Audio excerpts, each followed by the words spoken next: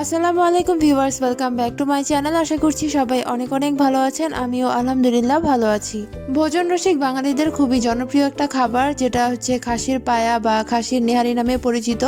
এই রেসিপিটা আজকে আমি একদম ট্র্যাডিশনাল ওয়েতে মা খালারা ঠিক যেভাবে রান্না করেন সেভাবেই আজকে আমি আপনাদেরকে করে দেখাবো। আর কথা বাড়াচ্ছি না, চলে যাচ্ছি এই মজাদার রেসিপিটা তৈরি করতে। এখানে আমি 2 কেজির মতো খাসির পায়া খুব ভালো মতো ধুয়ে পরিষ্কার করে নিয়েছি। এবার এতে আমি একে একে সবগুলো মশলা অ্যাড করে দিব। দিয়ে দিচ্ছি 1 কাপের মতো পেঁয়াজ কুচি, দিয়ে দিচ্ছি 1 টেবিল চামচ রসুন বাটা, আরও দিয়ে দিচ্ছি 1.5 টেবিল চামচ আদা বাটা।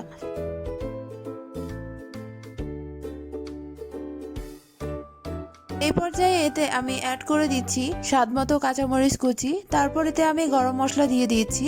এখানে আছে তেজপাতা, দারচিনি, এলাচ, লং এবং গোলমরিচ। এরপর এতে আমি স্বাদমতো লবণ দিয়ে দিচ্ছি।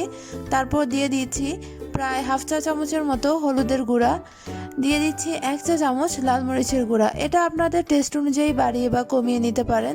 দিয়ে দিচ্ছি 1 চা চামচ ধনিয়া গুঁড়া। এখন এতে আমি পানি অ্যাড করে দিচ্ছি, আর পানির পরিমাণটা হবে যতটুকু নেহারি নিয়েছি তার চেয়ে 3 গুণ বেশি।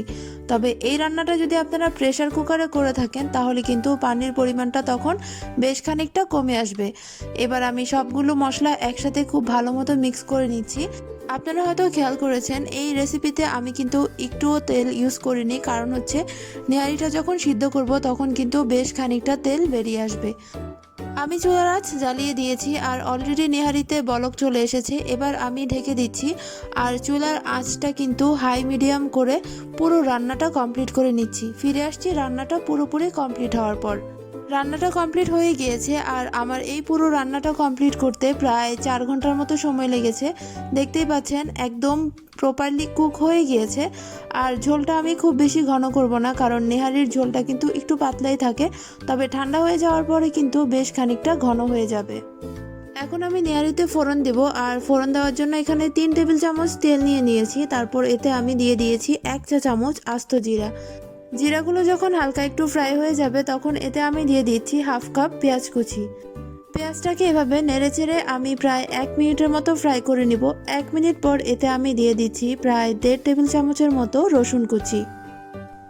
রসুনটা একটু পরেই দিতে হবে, কারণ রসুনের চেয়ে পেঁয়াজটা একটু বেশি ফ্রাই করতে হবে। সেজন্য আমি রসুনটা একটু পরে দিয়ে দিয়েছি। দেখতেই পাচ্ছেন অলমোস্ট ফ্রাই হয়ে গিয়েছে। আর পেঁয়াজটা আমি দেখিয়ে দিচ্ছি খুব কাছ থেকে, খুব বেশি কিন্তু ফ্রাই করার প্রয়োজন নেই। হালকা একটু হলদে ভাব হয়ে গেলেই কিন্তু সবগুলো তেল মশলা সহ একসাথে এভাবে নেহারির মধ্যে দিয়ে দিব। তারপর খুব তাড়াতাড়ি এই নেহারির সাথে তেলগুলোকে খুব ভালো মতো মিক্স করে ঢেকে দিব। আর এভাবে ঢেকে দিয়ে দমে রেখে দিব 5 মিনিট। 5 মিনিট পর নেহারিটা আমি সার্ভিং ডিশে সার্ভ করে দিয়েছি। আর সাথে একটু ধনেপাতা কুচি আর কিছু আদা কুচি দিয়ে দিয়েছি।